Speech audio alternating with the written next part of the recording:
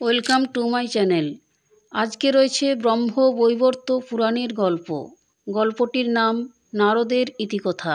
এই গল্পটি শেষ পর্যন্ত মনোযোগ সহকারে শুনবেন। শুরু করছি আজকের গল্প, নারদের ইতিকথা। প্রজাপতি পিতামহ ব্রহ্মা সৃষ্টি করলেন স্থাবর জঙ্গম, মাটি, গাছপালা, পাহাড়, পর্বত। এবার প্রজা সৃষ্টির পালা। এই বিপুল সম্পদ দিয়ে পৃথিবী পালন করবে কাকে?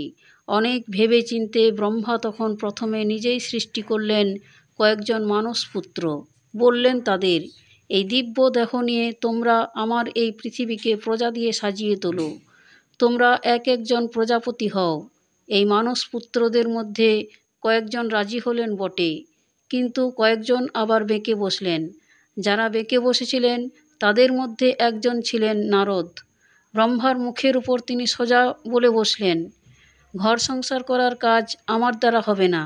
ব্রহ্মা বললেন, আমি তোমার স্রষ্টা, তোমার বাবা, তুমি তা অবজ্ঞা করবে? বললে কি হবে? যা আমার দ্বারা সম্ভব নয় তা কি জোর করে করা যায় নাকি? তুমি আমাকে নামগান করতে বলো, রাজি আছি, কিন্তু ওসব আমার দ্বারা হবে না, সাপ কথা, বললেন নারদ। শুনে ব্রহ্মা গেলেন রেগে। কি পিতৃ আজ্ঞা অবহেলা! যা, তুই গন্ধর্বকুলে জন্মাগে। রাগের চোটে ব্রহ্মা নিজের ছেলেকেই দিয়ে বসলেন অভিশাপ। নারদও কিছু কম ছিলেন না, তিনিও সঙ্গে সঙ্গে বাবার মুখের উপরই বাবাকে দিয়ে বসলেন অভিশাপ।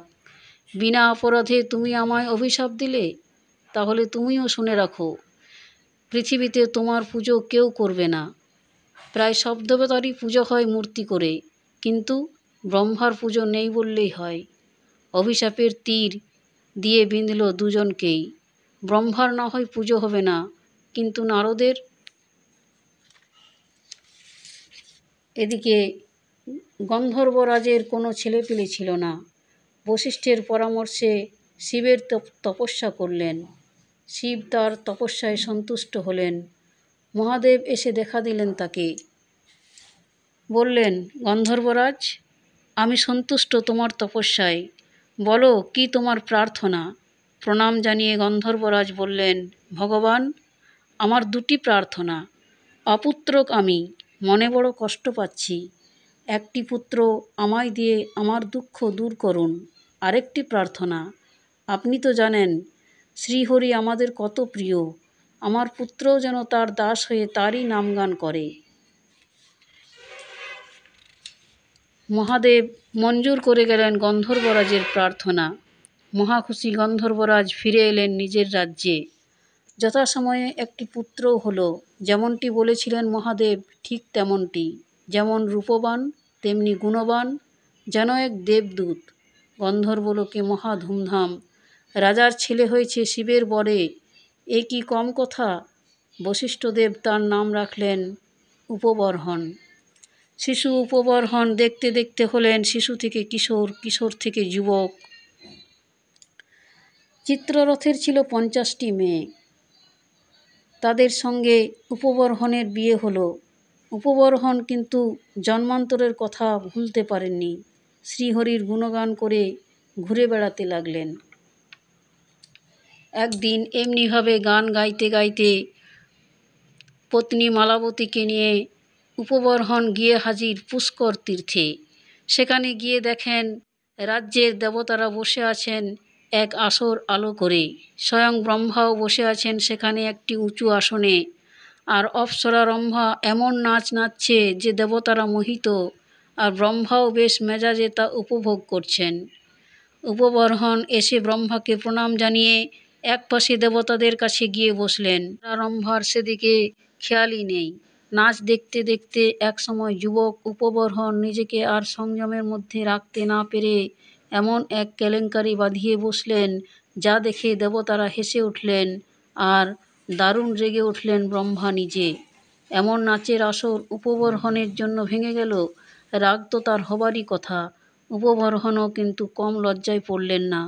কিন্তু যা হবার তা তো হয়ে গেছে, উপায় কি? ব্রহ্মা আবার অভিশাপ দিলেন, শ্রীহরির নাম গান করছো অথচ কামনাকে জয় করতে পারলে না। আমার অভিশাপে জন্ম নিয়েছিলে গন্ধর্বের ঘরে। এখন যে কাজ করলে এর জন্য তুমি শূদ্রের ঘরে গিয়ে জন্মাবে, যাও। মাথা নিচু করে দাঁড়িয়ে রইলেন উপবর্হন। দাঁড়িয়ে আছো কেন, যাও, ধমক দিয়ে ওঠেন ব্রহ্মা। তুমি ছিলেন আমার মানসপুত্র, দেখছি তুমি আমার কলঙ্ক। আবার তুমি যদি কোনো বিষ্ণু ভক্তের সঙ্গ পাও তবেই শাপ মুক্ত হবে। অপমানে লজ্জায় গন্ধর্ব উপবর্হন ফিরে এলেন নিজের রাজ্যে। এ মুখ তিনি আর কাকে দেখাবেন? সোজা চলে এলেন নির্জন এক উপবনে। বীণাটিকে পাশে রেখে বাঁ হাতে স্ফটিকের মালা নিয়ে শ্রীকৃষ্ণকে স্মরণ করে যোগাসনে বসলেন তিনি। দেহত্যাগ করবেন, করলেনও তাই। একসময় যোগ বলে দেহত্যাগ করে চলে গেলেন তিনি। মালাবতী খুঁজতে খুঁজতে সেই উপবনে এসে স্বামীর মৃত্যু দেখে তো কান্নায় ভেঙে পড়লেন। মৃত স্বামী উপবর্হনের মাথা কোলে নিয়ে কাঁদতে কাঁদতে আর প্রার্থনা জানাতে জানাতে কেটে গেল গোটা দিন রাত। এলো পরের সকাল। এত প্রার্থনা তার বিফল হলো দেখে মনে মনে খুবই ক্ষুণ্ণ হয়ে উঠল সে। দেবতাদের উদ্দেশ্য করে এবার মালাবতী প্রায় গর্জন করে উঠল, শোনো দেবগণ, আমি যদি সতীসাধ্যী হই, যদি আমি আমার স্বামীকেই একমাত্র দেবতা জ্ঞানে পূজা করে থাকি, তাহলে আমি তোমাদের অভিশাপ দেব। আমার অভিশাপে তোমরা দেবতারা আমার কাছ থেকে বিনা অপরাধে অসময়ে আমার স্বামীকে কেড়ে নিয়ে যে অপরাধ করেছ তার ফল তোমাদের ভোগ করতেই হবে। যদি দেখতাম স্বামী আমার বৃদ্ধ হয়েছেন, রোগগ্রস্ত হয়ে মারা গেছেন, তাহলে অবশ্যই আমার বলার কিছু থাকতো না। কিন্তু কেন তোমরা অকালে আমার এই বিপর্যয় ঘটালে? আমার প্রার্থনাও তোমরা শুনলে না। দেখো আমিও তোমাদের কি করতে পারি। এই বলে মালাবতী মৃত স্বামীকে রেখে চলে গেল কৌশিকী নদীতে।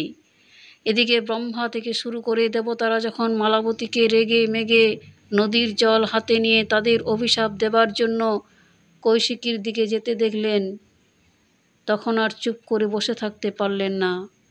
খুব ভয় পেয়ে গেলেন। সতীসাধ্যী মালাবতী যদি একবার অভিশাপ দিয়ে বসে, তাদের আর সাধ্য নেই যে তা রোধ করেন। আবার এদিকে যে প্রাণ ফিরিয়ে দিয়ে মান বাঁচাবেন, তাও না পেরে সকলে মিলে যুক্তি করে ছুটলেন ক্ষীরসাগরে ভগবান বিষ্ণুর কাছে। বিষ্ণু তো আর সহজে দেখা দেন না কাউকে, অথচ এই ঘোর বিপদ দেখে একমাত্র বিষ্ণু ছাড়া তাদের রক্ষা করার আর কে আছেন?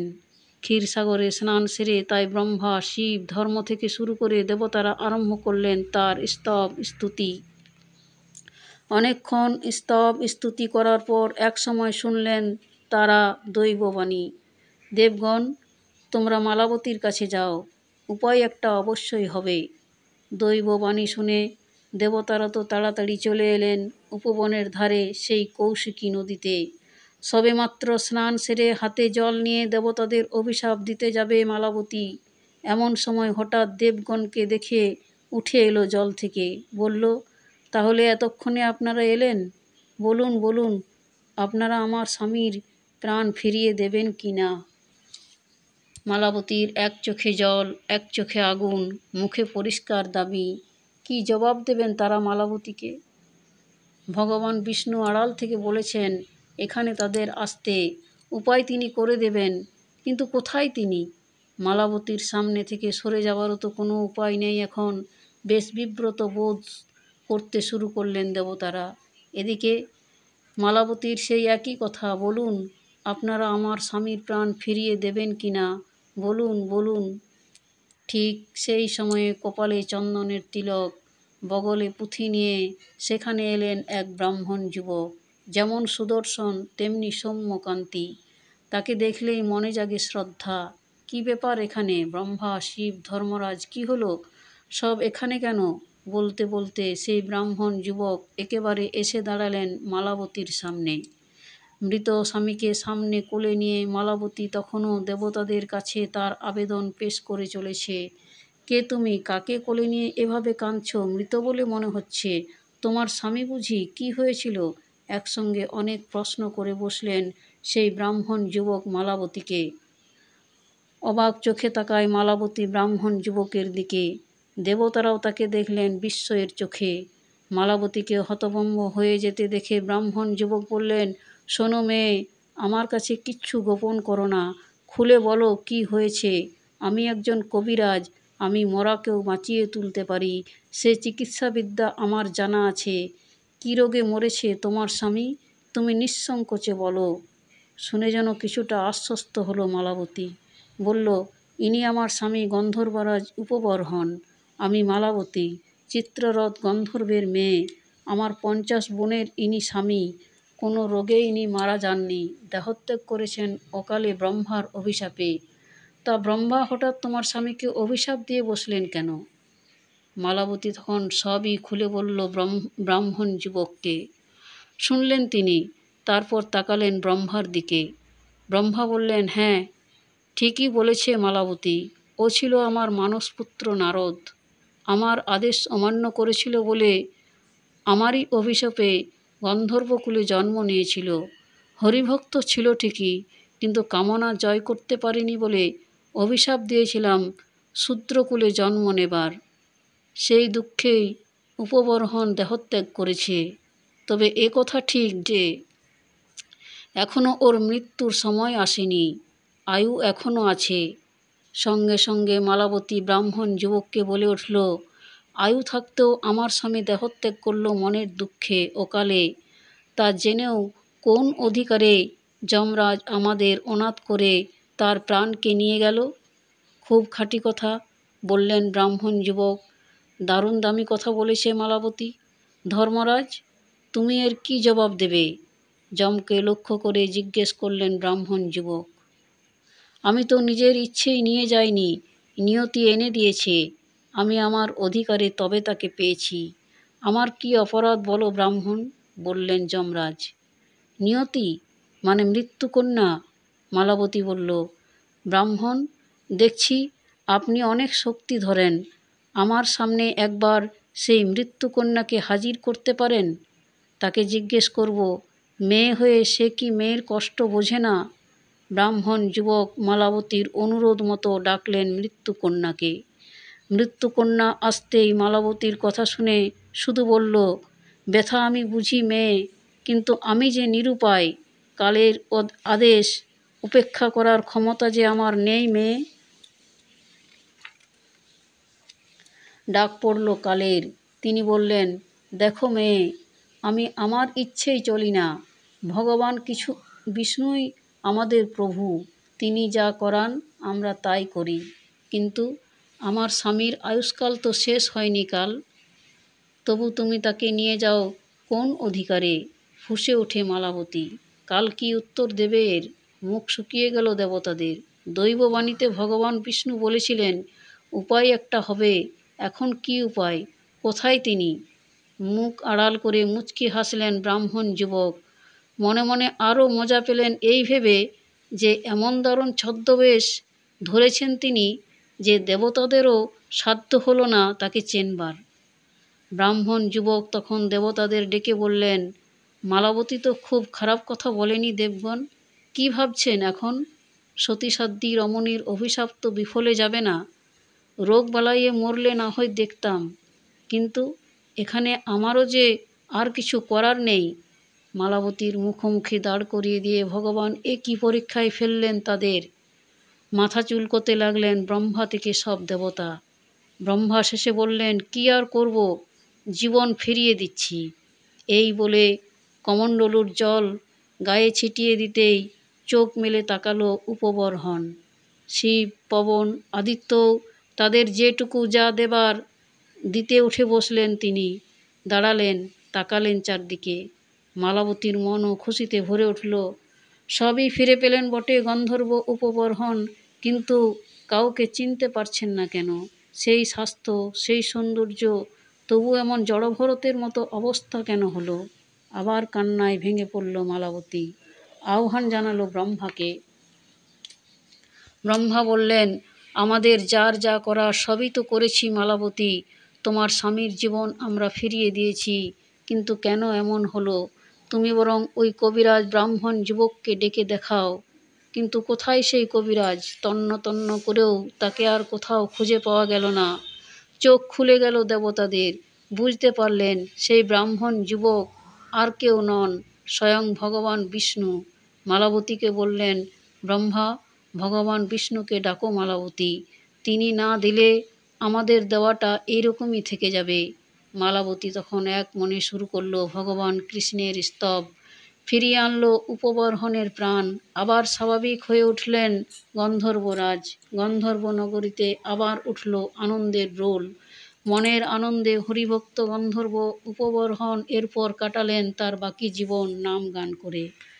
তারপর একদিন নেমে এলো স্বাভাবিক মৃত্যু, মারা গেলেন উপবর্হণ। জ্বলে উঠল চিতার আগুন। স্বামীর চিতায় মালাবতীও প্রাণ দিল। ব্রহ্মার অভিশাপ কিন্তু বৃথা যাবার নয়। গোপরাজ দ্রুমিলের স্ত্রী কলাবতী, তাদের কোনো ছেলে ছিল না। অনেক দিন তপস্যা করে একদিন দ্রুমিল দেহত্যাগ করলেন। কাশ্যপের আশ্রমে চলে গেলেন কলাবতী। তিনি হলেন সন্তান সম্ভবা। কলাবতী চলে এলেন এক ব্রাহ্মণের বাড়িতে। ব্রাহ্মণ কলাবতীকে মা বলে ডাকতেন। ব্রাহ্মণের ঘরে তার শিশুর জন্ম হলো। সেদিন খুব বৃষ্টি পড়ছিল, তাই শিশুটির নাম হলো নারদ। শিশুটি ছিল জাতিস্বর, তাই ধর্ম নিয়ে থাকত। ব্রাহ্মণ ছিলেন খুব কৃষ্ণভক্ত। ওই ব্রাহ্মণের সঙ্গে সে কৃষ্ণের নাম গান নিয়ে থাকত। সর্পাঘাতে কলাবতীর মৃত্যু হলো। যেটুকু বন্ধন ছিল তাও কেটে গেল। এবার নারদ তপস্যা শুরু করলেন। তপস্যায় শূদ্র জীবন শেষ করে নারদ আবার ফিরে পেলেন তার প্রথম সেই দিব্য জীবন। ফিরে এলেন তিনি আবার ব্রহ্মলোকে। খুব আনন্দ তার মনে। নারদ তো আর জানতেন না এর পরেও তার জন্য আরও কি অপেক্ষা করে আছে। পিতাকে এসে প্রণাম করতেই ব্রহ্মা বললেন, নারদ, তোমার শাপ মুক্তি ঘটেছে ঠিকই, কিন্তু কর্মফল যে তোমাকে এখনও ভোগ করতে হবে। তার মানে? চমকে ওঠেন নারদ। গন্ধর্ব জীবনে যে মালাবতীকে তুমি বিয়ে করেছিলে সে এখন জন্ম নিয়েছে সঞ্জয় রাজের ঘরে। রূপ ও গুণশালিনী মেয়ে। মালাবতী চিতায় আত্মাহুতি দেবার সময় একটাই মাত্র কামনা নিয়ে প্রাণ দিয়েছিল, পরজন্মে সে যেন তোমাকেই স্বামী হিসেবে পায়। এখনও সে তোমারই অপেক্ষায় রয়েছে, বললেন ব্রহ্মা।